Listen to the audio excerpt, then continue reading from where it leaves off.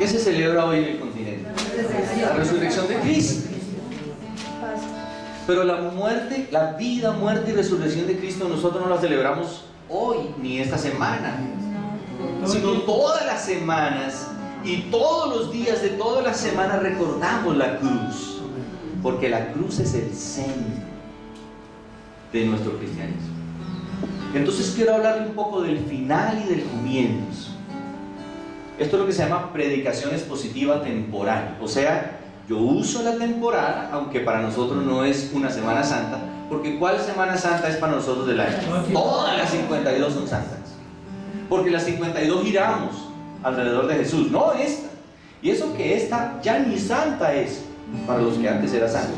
Esta es semana de parranda, ni siquiera de descanso, sino de parranda, de pasión, pero de otra pasión.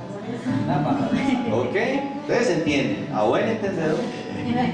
Muy bien, entonces mis amados, les voy a hablar de que para nosotros debe ser recordado todas las 52 semanas. Todas las 52 semanas. Y este va a ser el arranque de nuestra segunda parte del año. Hubo un break de una semana, luego va a haber un break en junio de un mes, casi siempre es un break de un mes, donde las familias salen en diferentes fines de semana. Luego viene un break más largo en diciembre, ¿ok? Pero cada vez que pase un breakcito de tiempo de vacaciones, vamos a ver el doble la gloria de Dios cuando regresemos, el triple, el quinto, ¿ok? Entonces le voy a hablar del final y le voy a hablar del comienzo, ¿sí? Es una cosa impresionante. Voy a hablarle primero del final y luego le hablo del principio. El final, me refiero al final de la vida de Jesús. El final y el principio. De eso le voy a hablar.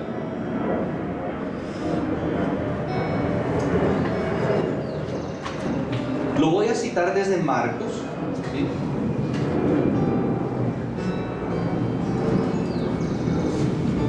Desde el Evangelio de Marcos, o sea que ustedes pueden ir al Evangelio de Marcos en este momento.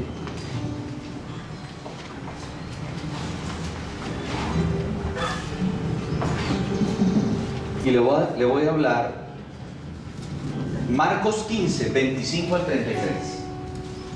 Ahora, le voy a decir por qué se lo voy a decir desde Marcos. Marcos es el evangelista. Algunos dicen que esto es una biografía de Pedro, ¿no? Para que usted vaya ilustrándose. Porque como todos nos vamos a sumergir en la oración y la palabra, algunos dicen que esto es una biografía ¿de quién? De Pedro.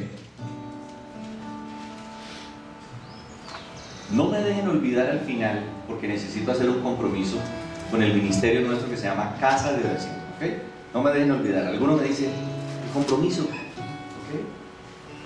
Marcos 15 del 25 al 33 describe el final de una manera muy práctica. Marcos no entra en detalles como Lucas, como Mateo y como Juan. Marcos es como de contar la historia más rápido. Algunos dicen que esto lo escribió realmente Pedro y lo único que hizo Marcos fue, o sea, Pedro dictó y Marcos escribió. Okay. Entonces, mire cómo lo describió Marcos. Eran las 9 de la mañana cuando lo crucificaron. ¿Qué hora era? 9 de la mañana. Esa es otra versión. La hora tercera eran las 9 de la mañana porque el día para ellos, perdón, la hora novena, ¿sí? Era para ellos pues las 9 de la mañana. Y dice, eran las 9 de la mañana cuando lo crucificaron. Un letrero tenía escrita la causa de su condena, el rey de los judíos. Ese letrero decía por qué lo crucificaron. ¿Ok? Con él crucificaron a dos bandidos, uno a su derecha y otro a su izquierda. Los que pasaban meneaban la cabeza y blasfemaban contra él. ¡Eh! Tú que destruyes el templo y en 3 días lo reconstruyes, decían, baja de la cruz y sálvate a ti mismo.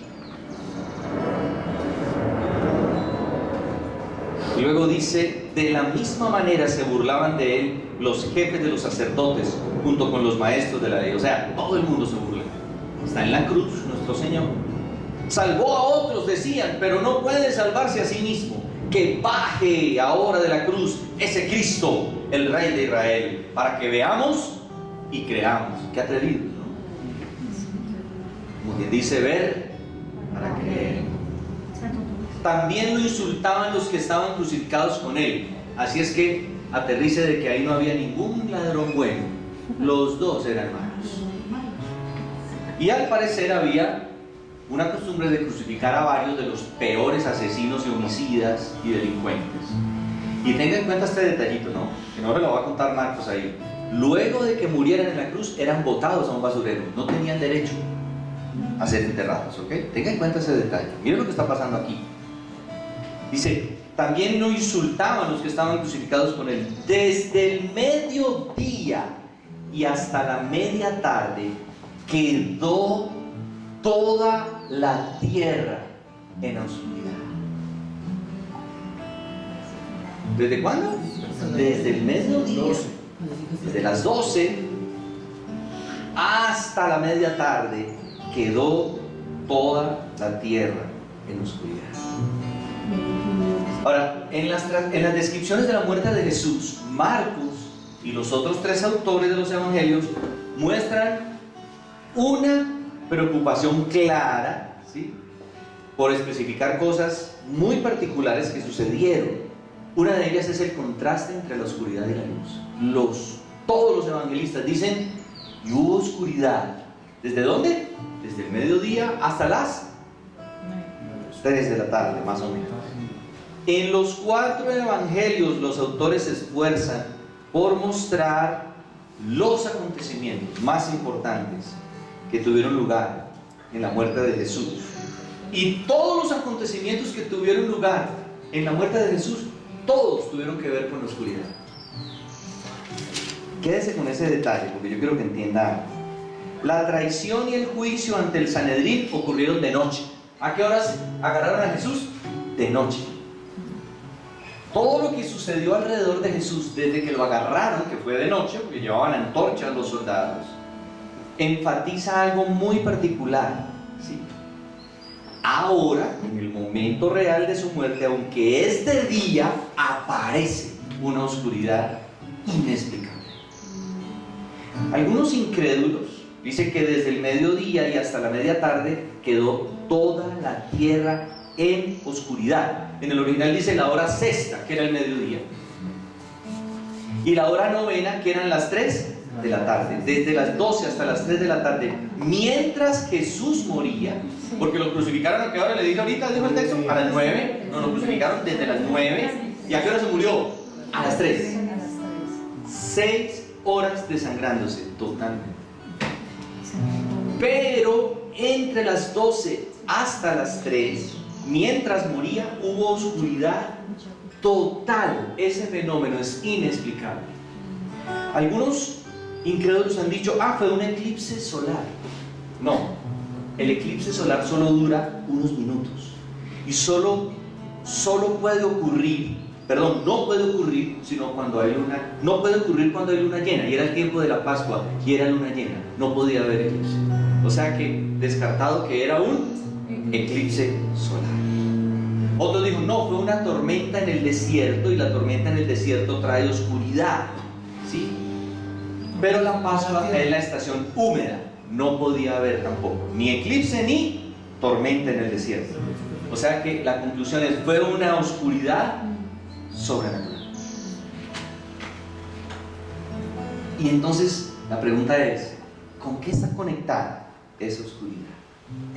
Bueno, en la Biblia, la oscuridad en el día se interpreta como una señal del disgusto y del juicio de Dios. O sea que mientras Jesús moría, ¿qué había en el corazón del Padre? Disgusto y juicio. ¿Y sobre quién está recayendo el disgusto y el juicio? Sobre Jesús. ¿Y sobre quién debería haber recaído? Sobre ustedes y sobre mí. Por eso, mis amados, esto no se recuerda en Semana Santa. Eso no tiene sentido. ¿Cuándo se recuerda esto? Todos los días, de todas las semanas, de todos los meses, de todos los años. Oscuridad en el día era una señal del disgusto y del juicio de Dios. ¿Cuál es el mayor ejemplo de esto? Anote ahí Éxodo 10 del 21 al 23. Le voy a poner un ejemplo de esto atrás, para que usted sepa cómo contárselo a otros. Cuando usted vuelva a decir oscuridad en el día que dure mucho tiempo, es una señal del disgusto y del juicio de Dios. Y cuando le pregunten dónde dice en la Biblia algo así, Éxodo 10 del 21 al 23, dice que en la penúltima plaga, junto antes de la primera Pascua, hubo oscuridad total en Egipto. ¿Era una oscuridad de qué? De disgusto y de juicio de Dios. Quedó Egipto en tinieblas. Cuando hay oscuridad, sabemos entonces que Dios está juzgando. Pero ¿a quién estaba juzgando? Sigamos en Marcos, del 33 al 34, capítulo 15. ¿A quién estaba juzgando? Desde el mediodía y hasta la media tarde quedó toda la tierra en oscuridad. A las 3 de la tarde Jesús gritó a voz en cuello. No dice, déjame, yo veo cómo dice ahí. Dice, gritó a voz en cuello. Esta es la versión internacional. O sea, póngale un poquitico de entendimiento e interpretación a esto. No dijo, Dios mío, Dios mío. No, así no dijo. ¿Cómo dijo? Dios mío.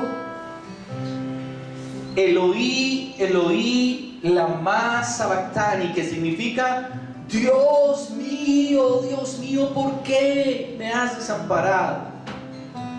Escucha esto. Cuando Jesús comenzó a gritar, no dijo, ¿dónde están mis amigos? ¿Dónde están mis discípulos? ¡Ay, me duele la cabeza con esas espinas, me duelen las manos! No dijo nada de eso. Lo hubiera podido decir, usted y yo hubiéramos gritado eso. ¡Ay, mis manos! ¡Ay, mi cabeza! Usted y yo hubiéramos gritado, amigos, ayúdenme, mami, papi. Pero él dijo, Dios mío, porque en la cruz Jesús se sintió abandonado por el Padre. ¿A causa de quién está sintiéndose abandonado? A causa de nosotros. Ese es el final. Uno solamente dice Dios mío cuando hay intimidad.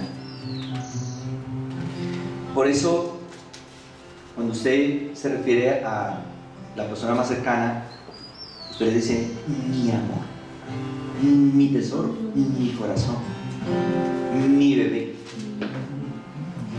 mi cosita linda. Algunos dicen así, ¿no? Se dicen así. Mi esposito. No me gusta mucho ese esposito, pero algunos se dicen así. Me gusta más mi esposo, mi amor, mi muñeca. Pero entonces, ¿qué significa que él diga Dios mío y no Dios? Dios significa que hay un pacto de intimidad. Nosotros leemos muy rápido la palabra, como leyendo el periódico. Por eso usted siempre habrá repetido muchas veces que él dijo Dios mío, Dios mío.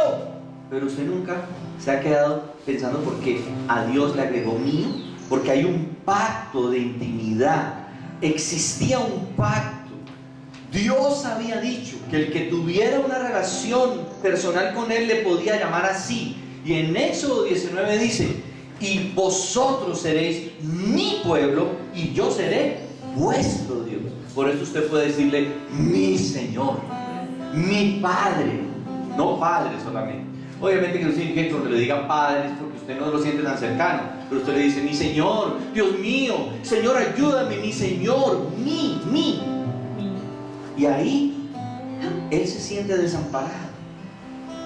Ahora, si cualquier persona le dice a usted, mira, ya no quiero seguir mi amistad contigo, usted puede que se sienta un poquito triste. Pero si la persona que usted más ama le dice, mi amor, es que ya no quiero seguir contigo, eso sí es un problema, porque hay un pacto de intimidad que usted no tiene con cualquier amigo.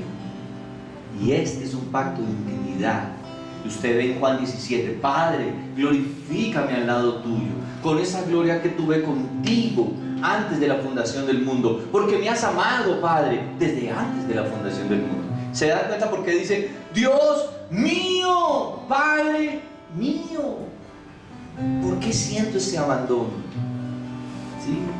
Y ese abandono y esa pérdida se da entre el padre y el hijo que se habían amado por la eternidad. Ese amor era infinito, perfecto, y Jesús lo está perdiendo. ¿A causa de quién lo está perdiendo? De nosotros. Lo está perdiendo a causa de nosotros. Ahora, Jesús, el creador del mundo, estaba deshecho. Hay oscuridad, señal de disgusto y juicio de Dios. Jesús está experimentando, miren lo que está experimentando, nuestro día del juicio, el nuestro, no el de Él. Él se lo está cargando, ¿sí? Ahora, ¿por qué me has desamparado? Era una pregunta que le surgió a él ahí, en el momento. No. La respuesta es, ¿por qué me has desamparado? Y el Padre respondió, por ellos. Por Él.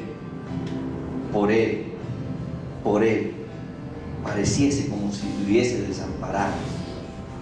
Jesús se vio abandonado por Dios para que nosotros nunca nos viéramos así, abandonados.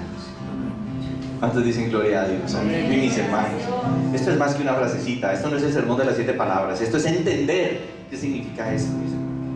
Jesús se vio abandonado y dijo, Dios mío, para que usted y yo nunca tengamos que decir, Señor, ¿por qué me has abandonado? Porque al abandonarlo a Él, a Jesús, aseguró que usted y yo nunca nos sintiésemos abandonados. Por eso gritó a voz en cuello. Ahora, ¿qué produce la oscuridad física? Un sentido terrible de desorientación. Usted sabe que a mí no me gustan los lugares donde la cortina cae, queda todo absolutamente oscuro y uno se va a parar al baño. No me gusta, porque no me gusta sentirme desorientado. La desorientación física provoca algo terrible, física y espiritual. La oscuridad, tanto física como espiritual, produce una desorientación total, ¿sí? Y la oscuridad espiritual surge cuando damos la espalda a Dios y lo rechazamos como la luz verdadera y hacemos de cualquier otra cosa el centro de nuestra vida. Ahora usted puede responderse esta pregunta: ¿por qué me siento tan desorientado? Porque todos lo hemos hecho, ¿cierto que sí? No, me siento desubicado. Bueno, evalúe si usted puso a otra cosa en el centro: un amigo, una amiga, su novio, su novia, su esposo, su esposa, su trabajo, su dinero, su posición, su estatus. Si otro tocó el centro, su hobby, muy bien. Si otra cosa tomó el centro, usted automáticamente se va a sentir desorientado, porque significa que usted de alguna manera le dio la espalda a Dios y otra cosa tomó el centro y usted está como en ¿qué está usted? Como en tinieblas, porque tanto la oscuridad física como la espiritual, que es darle la espalda a Dios o que viene por darle la espalda a Dios y hacer que otra cosa tome el centro, me deja desorientado. Por eso yo siempre pienso esto, mis amados. Cada día el enemigo está ahí cuando usted abre sus ojos. Está Dios y está el enemigo. ¿Y sabe por qué a veces yo pienso que usted no siente la sensación de que siempre está el enemigo? Porque él no es omnipresente. Entonces se tiene que repartir con todos sus demonios. A ver a qué casa va a mirar para decir, vamos a ver si este está caminando en luz física y espiritual, o si este está caminando desorientado porque otra cosa tomó el centro y le dio la espalda a Dios. Entonces, ¿cuál es una manera más fácil de entender esto? Que a mí me ayudó mucho. La Biblia en ocasiones compara a Dios con el sol, ¿sí? ¿Es el sol de qué? Justicia. Entonces, escuche esto: el sol es una fuente de verdad visual.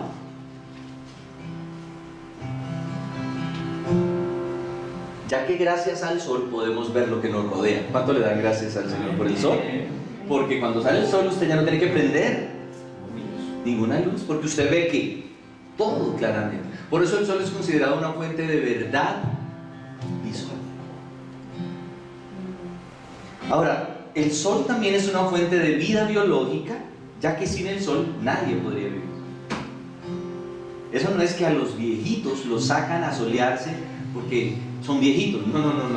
Es que el sol es una fuente de vida biológica, no para los ancianos, sino para ¿quién? Para todo el mundo. Por eso, en los países nórdicos, donde el sol se esconde 6 meses, en esos 6 meses hay más suicidios que en cualquier otro momento. Porque ¿qué produce la oscuridad física? Se lo acabo de decir, desorientación. ¿Y qué produce la espiritual? Desorientación. Ahora, si mi vida no gira alrededor de Dios, ¿sí?, mi vida no tiene verdad ni vitalidad, porque no hay ninguna luz que me alumbre. Aquí les estoy dando la explicación de sus familiares que dicen, ya necesito a Dios. Si la vida de ellos no gira alrededor de Dios, no hay literalmente nada, ni verdad ni vitalidad. Pero si mi vida gira alrededor de Dios, mi vida tiene verdad, y la otra que es vitalidad física, emocional y espiritual.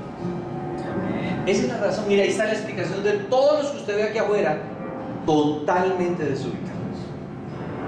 Como cuando usted dice, este tipo sí está desubicado.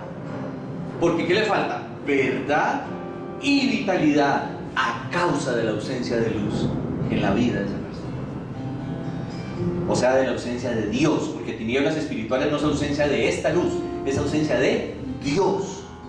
Cuando usted se siente desorientado en un área de su vida, es porque en esa vida usted necesita luz espiritual y hay ausencia de Dios en esa vida. Por ejemplo, en su vida financiera hay cosas donde usted le dice a Dios, ayúdame, pero hay cosas en las que usted decide. Y mientras en esa área de su vida no haya luz espiritual, usted no va a estar en verdad y va a estar dando tropezón tras tropezón. Por eso una oración sería, trae tu luz sobre esta área de mi vida, porque estoy desorientado aquí. Y es porque hay ausencia de ¿qué? De Dios, o sea, ausencia de luz en esa área de su vida y la mía. Ahora, si le doy la espalda a Dios y giro alrededor de algo diferente, mi carrera profesional, una relación, mi familia, considerando que una carrera, una relación o mi familia es lo que me da calor y esperanza, el resultado será oscuridad espiritual. Por eso, la mujer samaritana es un típico ejemplo en Juan capítulo 4, mírenlo en su casa, de una mujer que le faltaba luz espiritual en un área de su vida que era su área ¿qué? Emocional. Y cuando Jesús se la encontró le dijo, 5 maridos has tenido. O sea, en esta área de tu vida tú no me has permitido a mí alumbrar. Has caminado en oscuridad espiritual. Porque ¿qué se puede pensar de una persona que ha tenido 5 maridos? ¿Que está muy ubicada? No, muy desubicada. Y le dijo, y el que ahora tienes no es tu marido. Ahora, eso no significa que ese era el amante y era el número 6, no. Los historiadores dicen, los eruditos dicen que aparentemente la mujer se cansó de buscar marido y estaba viviendo con un hermano mayor o el papá en la casa de él. Pidió posada, mira, acabo de divorciarme del 5º, ¿puedo quedarme un tiempo aquí?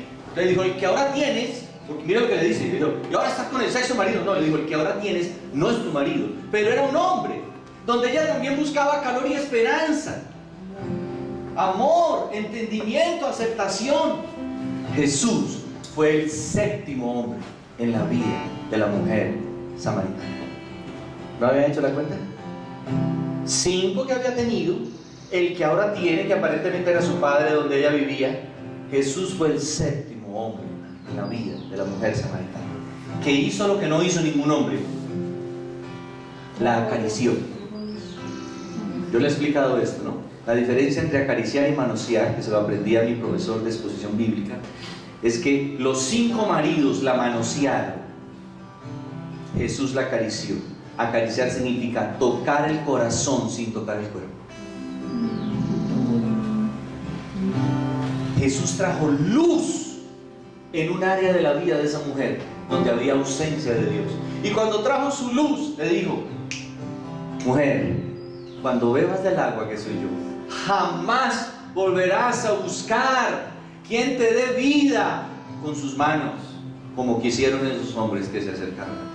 Porque los eruditos dicen que esta era una mujer hermosa, muy hermosa, y la buscaban era para manosear.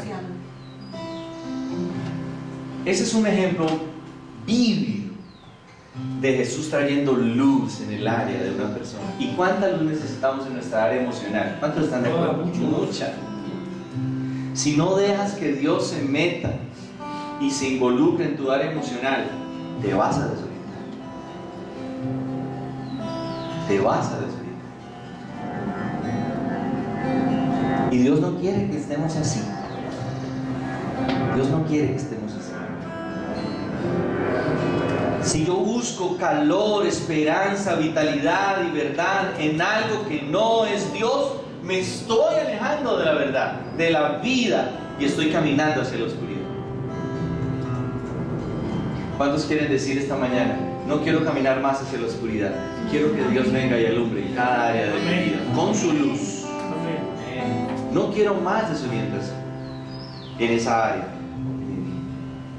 Si cualquier cosa, escúchame, hijo de Dios, porque este mensaje no era para los que no estaban, este mensaje era para los que iban a estar esta mañana. Si cualquier cosa es más importante para ti que Dios, tienes un problema de orientación. Y tarde que temprano te vas a dar un tropezón, y de tropezón en tropezón te vas a dar uno del cual a veces no hay retorno. Hay tropezones de donde uno retorna, pero hay otros que son sin retorno.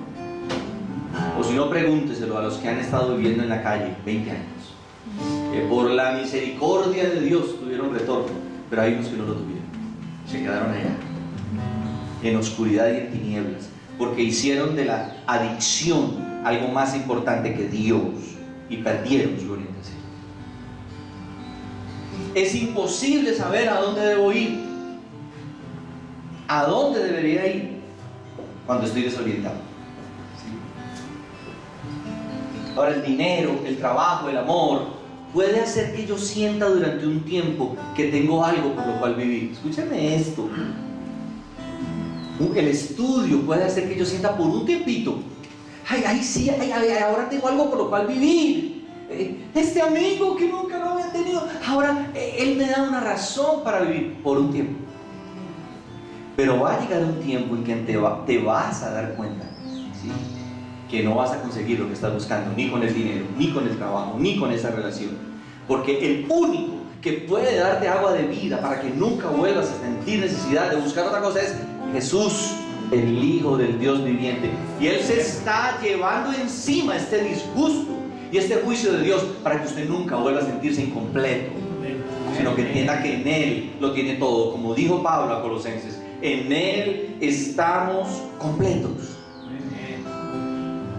Y el otro problema es que si yo baso mi vida, ¿sí?, si busco, dándole la espalda a Dios, otra cosa que tome el centro en mi vida, no solamente es desorientación, sino que voy a perder mi sentido de identidad. Y ese es más complicado, porque bien desorientado y bien desubicado en cuanto a dónde debo edificar mi identidad, con eso viene el enemigo para destruir mi vida. ¿Y qué es lo que el enemigo quiere? ¿Incomodarme? ¿Fastidiarme? No, me quiere destruir y matar. Eso es lo que él quiere.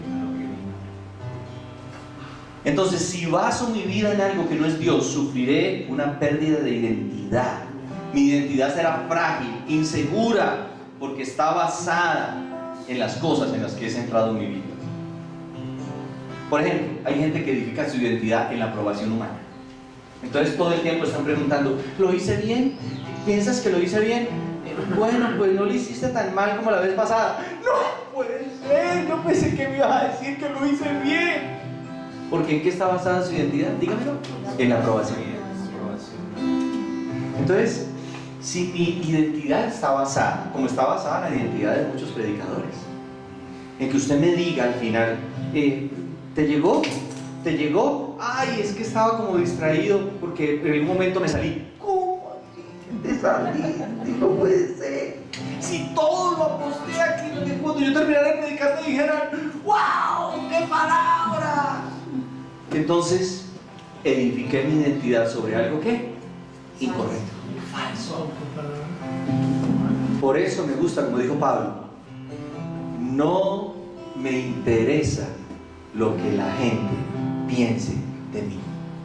Es más, ni siquiera me interesa lo que yo piense de mí, porque en Cristo Jesús ya tengo toda la aprobación que yo necesitaba. Por eso el cristianismo es el único lugar donde el veredicto viene antes del desempeño. Por eso Jesús, que no había hecho nada, lo único que había hecho era bautizarse, sube del agua y se escucha una voz en los cielos que dice: hijo, quiero decirte algo, eres mi hijo amado, te apruebo, acepto y tengo toda mi complacencia en ti. El Padre no dijo: a ver, lo quiero ver predicando, para darle su buen veredicto. A ver lo que aprendió allá en la escuela con José y María. A ver lo que aprendió en la sinagoga. Quiero ver todos los estudios que ha hecho. Mijito, empieza a hacer milagros, señales, prodigios. A ver, convirtió el agua en vino. Muy bien, bebé. Te apruebo y te acepto. No, ¿sabe quiénes son así? Los papás. Usted y yo. Por eso, la identidad de muchas personas está edificada sobre que lo acepten o lo aprueben. Por eso los muchachos se van a grupos, aunque se metan en adicciones, donde a ellos los aceptan y los aprueban. Porque el papá siempre dijo: para que usted reciba aprobación, aquí tiene que hacer algo. Error, grave error. Yo amo como a mí me amaron. Amo por lo que soy, porque soy hijo, no porque haga. Entonces la pregunta es: ¿y entonces por qué hacemos? Hacemos a causa de que ya nos dieron un veredicto, no de que nos lo van a dar. El cristianismo no es mérito, es regalo. Nos dieron sin habernos ganado lo que nos dieron. ¿O por qué piensa usted que se echó este disgusto y este juicio de Dios, Jesús? ¿Porque usted se portó muy bien y entonces le correspondía era el pagar que se había portado mal? No, para que el Padre lo tratara a usted como si usted hubiera vivido como Jesús, y para que me tratara y para que lo tratara a él como si Jesús hubiera vivido como yo. Por eso Jesús echó encima esto. ¿Cómo lo ve el Padre a usted? Como si usted hubiera vivido, usted y yo hubiéramos vivido como Jesús, y como si Jesús hubiera vivido como usted y yo, o sea, de maldad en maldad y de pecado en pecado. ¿Cuántos piensan que esto no se debe recordar solo en una semana del año? ¿Cuántos lo piensan, mi hermano? ¿Cuánto me queda para hablarle de la resurrección? 17 minutos.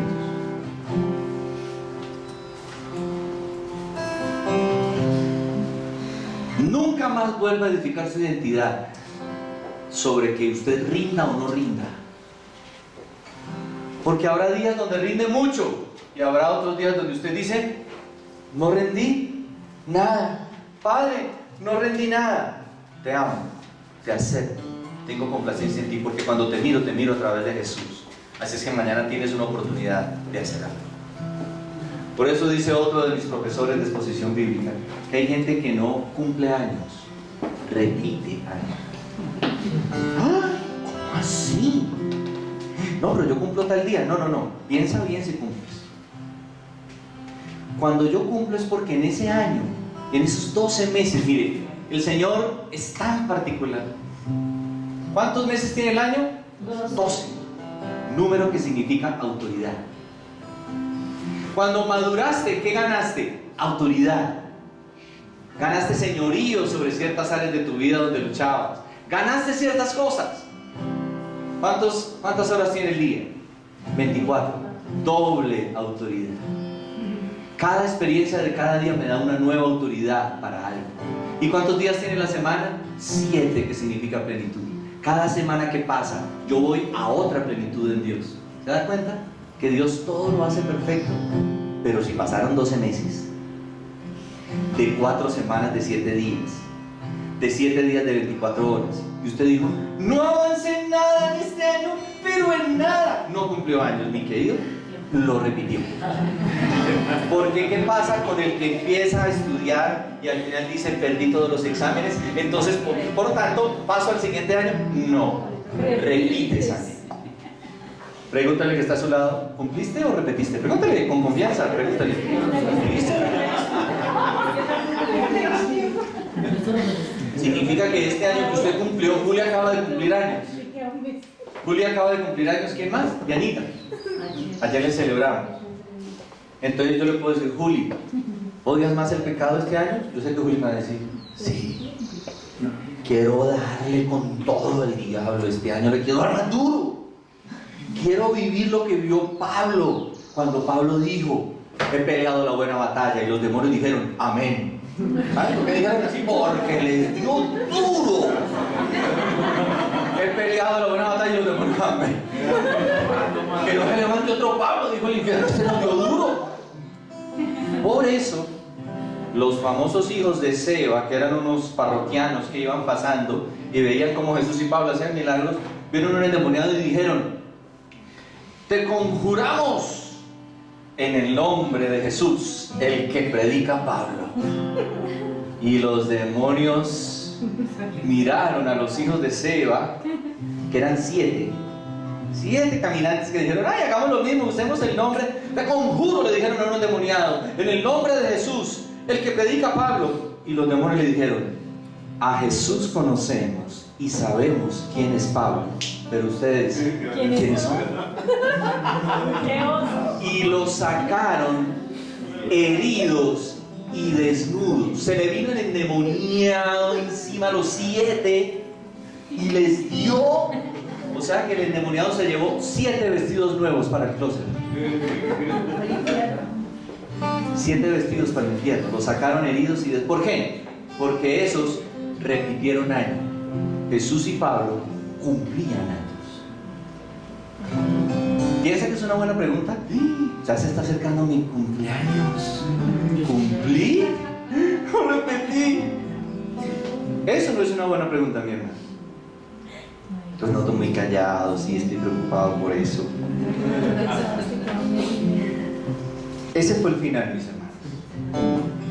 Jesús se cargó toda la oscuridad de encima para que usted y yo camináramos en la luz. No sigamos caminando en la oscuridad, porque nos vamos a desorientar, perderemos la vitalidad y perderemos la verdad. ¿Por qué congregarse es caminar en verdad, vitalidad y luz? Porque Jesús dijo, no dejen de congregarse. No, yo me congrego cuando quiera. Estás desorientado. Jesús no dijo, cuando quieran, cuando sientan, cuando les nazca. No, cuando sientan y no sientan, vayan. Porque la unción del cuerpo, ven, Pedrito, la unción del cuerpo, si usted está frío, esto es como un tronquito, pero vamos a adorar juntos. Sienta o no sienta, esta unción del cuerpo es lo mismo que cuando la gente se está muriendo de frío y dicen, juntémonos por lo menos para no morir tan rápido, porque el cuerpo humano produce calor. Y así pasa en la congregación. Usted se junta con otros y se enciende. No, pero yo voy cuando yo quiera. Lea en Hebreos, no es cuando yo quiera.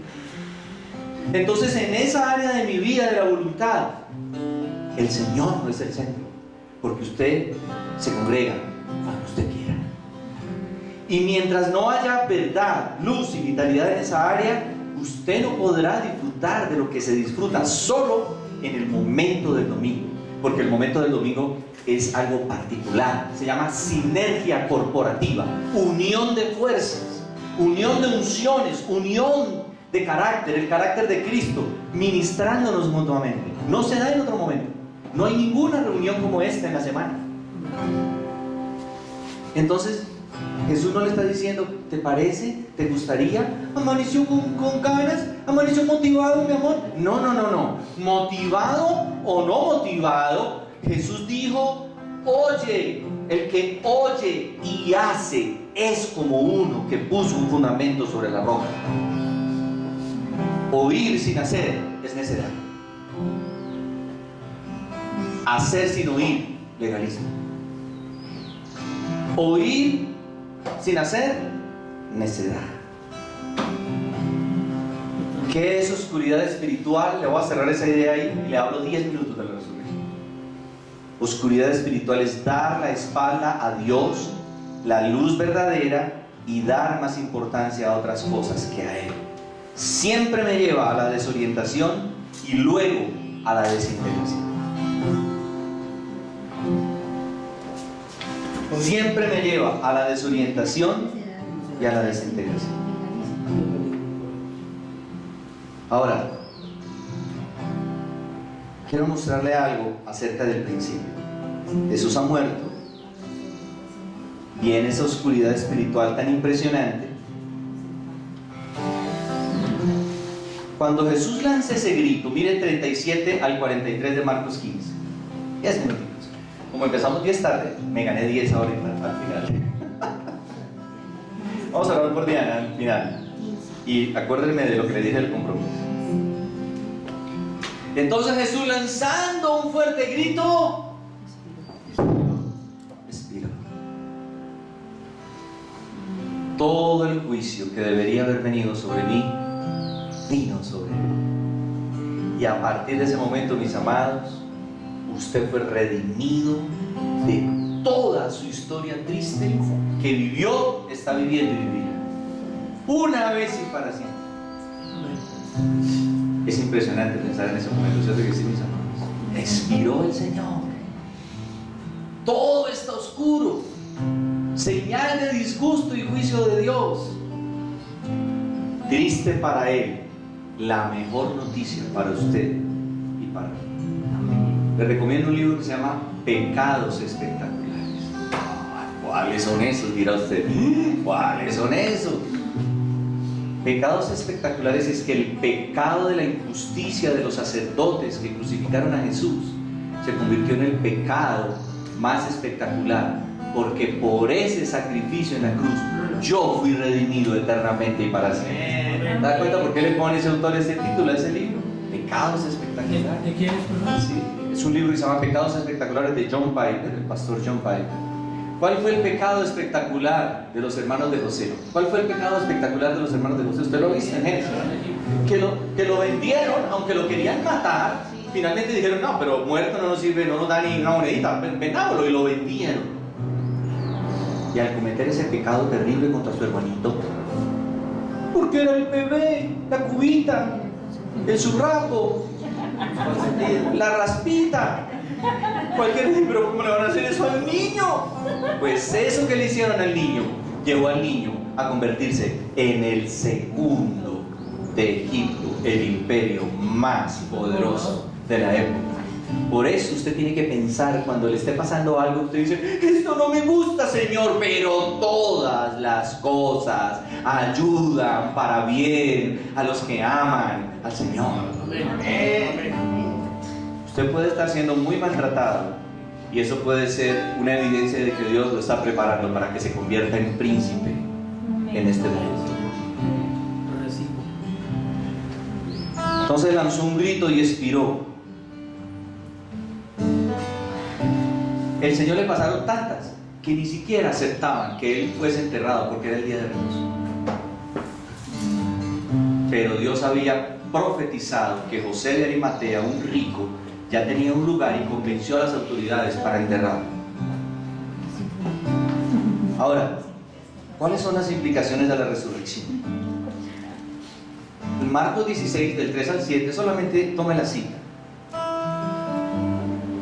Viene lo más impresionante que ningún líder mesiánico o salvador puede contar de su filosofía o de su religión. Todos los principales líderes de todas las religiones murieron y siguen ¿qué? Muertos. Pero este Señor y Salvador venció la muerte. Y dice ahí en Marcos 16 del 3 al 7, iban diciéndose unas a otras, unas mujeres, ¿quién nos quitará la piedra de la entrada del sepulcro? Pues la piedra era muy grande, pero al fijarse bien se dieron cuenta de que estaba corrida. Al entrar en el sepulcro vieron a un joven vestido con un manto blanco, sentado a la derecha, y se asustaron. No se asustéis, les dijo. ¿Buscáis a Jesús el Nazareno, el que fue crucificado? Ha resucitado. ¡Wow! ¿Cuánto quisieran decir esto los seguidores de Mahoma y los seguidores de Confucio? ¿Cuánto quisieran decir esto? Pero no lo pueden decir. ¿Y cómo les dijo el ángel?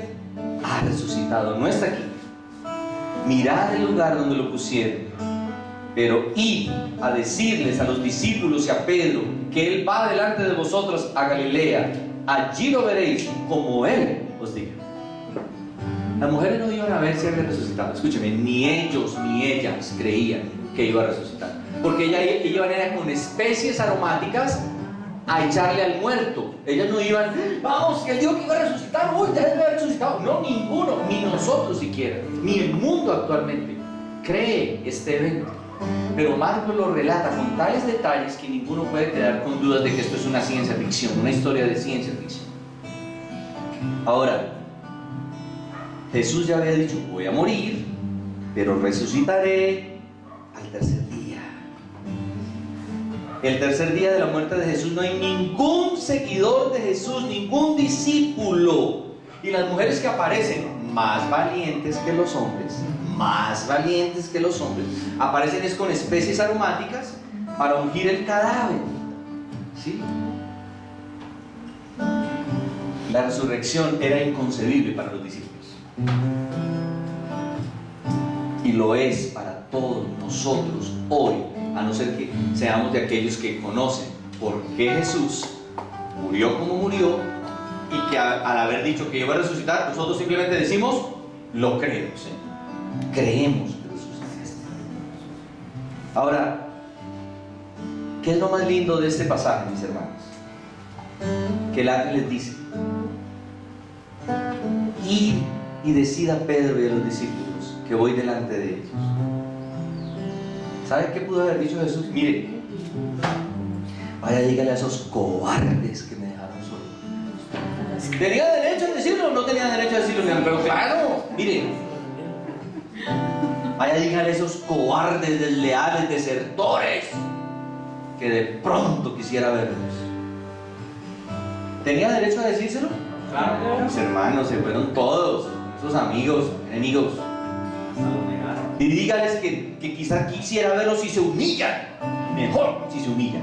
No, es que Él ya los había justificado hasta de ese pecado. Por eso no les dijo así. Hasta del pecado de traición ya los había redimido. Por eso Jesús no dijo que paguen otra vez humillándose por traicionar. No, hasta de ese ya los había que redimido. O sea que, ¿cómo les dijo Jesús? Nos vemos en Galilea. ¿Su pecado había sido qué? Dígame, redimido. Es más, ellos podrían haber dicho, Señor, ese fue el primero que nos redimieron. Los traicioneros y faltones que somos todos. Y aquí no diga, ay sí, qué discípulos tan faltones. No, diga, ay sí, así soy yo. O sea que este es un pecado que el Señor permanentemente nos redime de nuevo. Traicioneros, faltones, chismosos, armacuentos, lengua largas. Este es un pecado que permanentemente nos redime el Señor a todos aquí. Pero ¿qué es lo más poderoso aquí? ¿Cómo era ese Jesús resucitado? ¿Nunca se preguntaron?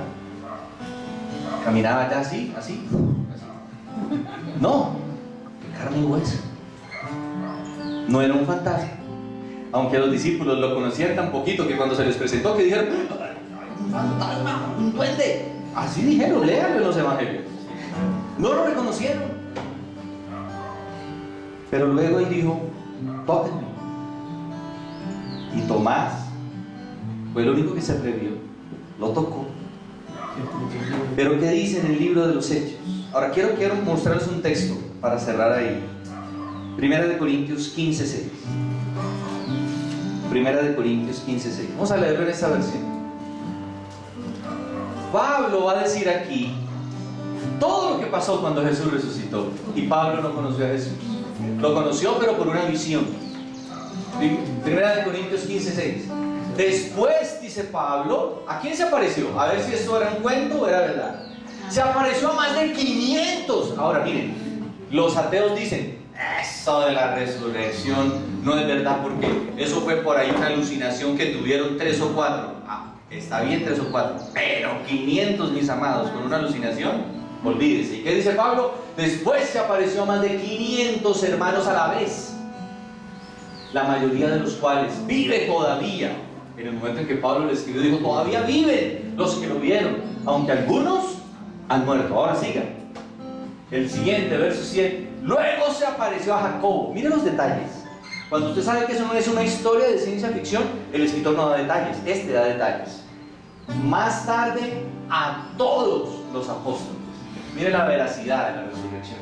Y por último, como a uno nacido fuera de tiempo, se me apareció a mí. Tremendo Pablo. Se me apareció a mí. ¿Sí? Ahora,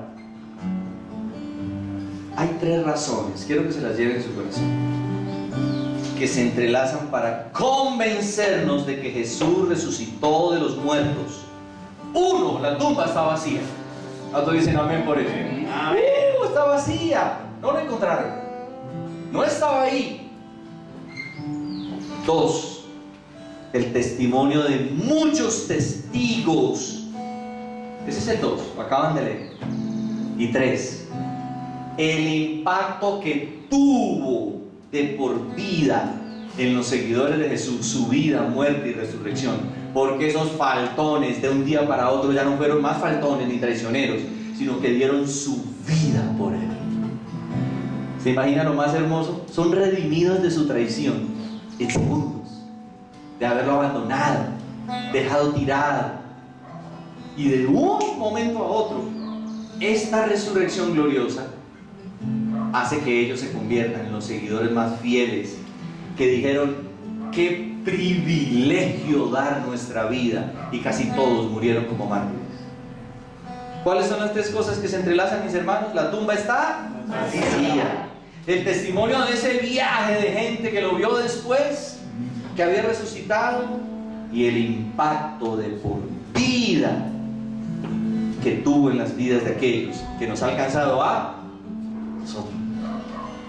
¿Cuántos sienten que Jesús ha producido un impacto en su vida? Amén. Amén. Jesús resucitó. Vino para pagar la pena de muerte que deberíamos haber pagado nosotros por nuestros pecados. Esa era una condena infinita, mis hermanos. Pena de muerte y eternidad sin Dios. Pero luego se levantó venciendo la muerte. La resurrección es la manera en la que Dios puso el sello de pagado sobre la historia de la humanidad, para que su sacrificio alcanzase a todo el mundo. ¿Se acuerda cuando usted le ponen, usted empieza a tomar agua en el supermercado y la cajera le dice, espere, ¿le pongo qué? Pagado. La resurrección le puso a usted y a mí un letrero que dice, un sticker que dice pagado. Ese es el poder de la resurrección, mis hermanos, que usted y yo tenemos un letrero. Aún cuando pecamos y volvemos a pecar en nuestro pensamiento, en nuestras palabras, en nuestras acciones y en lo que dejamos hacer, sigue existiendo un sticker aquí que todo el mundo, el infierno, lo sabe leer muy bien. ¿Y cómo dice el sticker, mi hermano? Pagado. Cuando Jesús dijo, Dios mío, ¿por qué me has abandonado? Se estaba refiriendo al Salmo 22. Esto es tan impresionante, mis hermanos. El Salmo 22 es el salmo que describe literal la cruz. 2 minutos. Libra mi vida de la espada. Salmo 22, verso 20 y 21. Libra mi vida de la espada. Mi preciosa vida, me encanta esto, mi preciosa vida, del poder de esos perros. David está anunciando la muerte de Jesús cientos de años antes. Rescátame de la boca de los leones, sálvame de los cuernos de los toros, porque Él no desprecia ni tiene en poco el sufrimiento del pobre. No esconde de Él su rostro, sino que lo escucha cuando hay clamor. Escúchame, tú que te sientes, ¿por qué no he salido todavía de esta situación? Escucha, porque Él no desprecia ni tiene en poco el sufrimiento del pobre. No esconde de Él su rostro, sino que lo escucha cuando a Él clama. Se acordarán del Señor y se volverán a Él todos los confines de la tierra. Ante Él se postrarán todas las familias de las naciones, porque del Señor es el reino. Él gobierna sobre las naciones.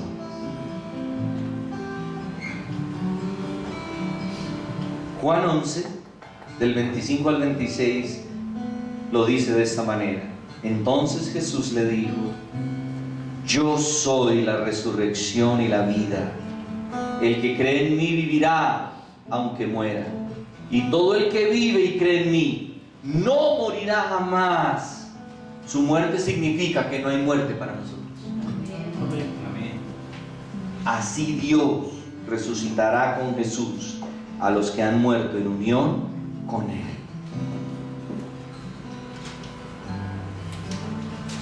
Entonces, ¿quién es Jesús, mis hermanos? Es el Hijo de Dios, el Rey verdadero y perfecto, que vino a la tierra para morir en la cruz por nosotros.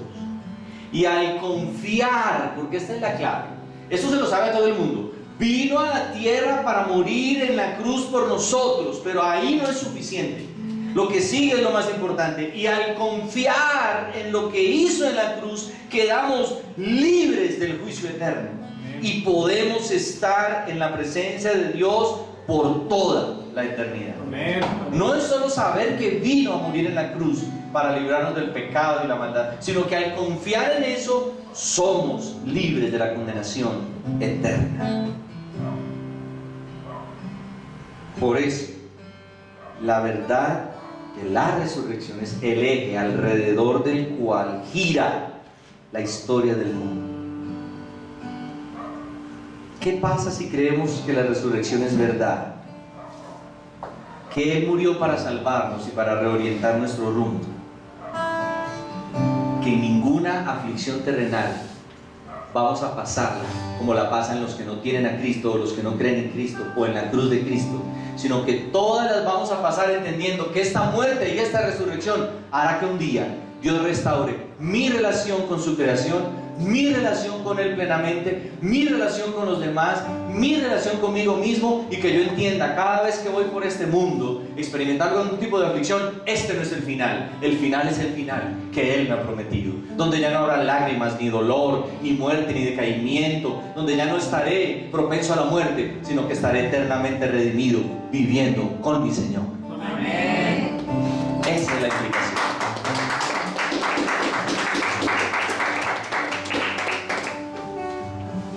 Ese es a grandes rasgos, mis hermanos, porque esto nos daría para una serie que quiero enseñarla en los grupos familiares: el final y el principio. Hoy el mundo celebra el principio, pero esa celebración es una celebración en ignorancia, porque no tienen ni idea de lo que yo les he dicho esta mañana.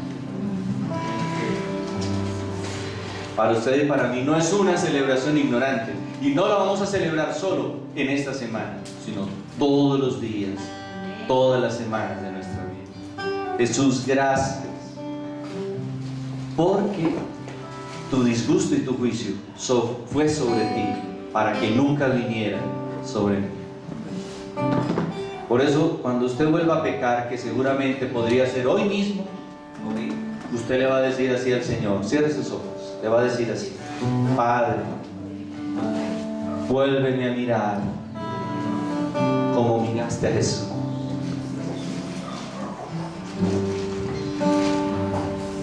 Y mira a Jesús como me mirarías a mí. Porque el Padre siempre nos ve a través de la sangre derramada de Jesús. Y podemos decir confiadamente: Padre, perdona y vuélveme el gozo de mi comunión contigo. Y ayúdame a no pecar más.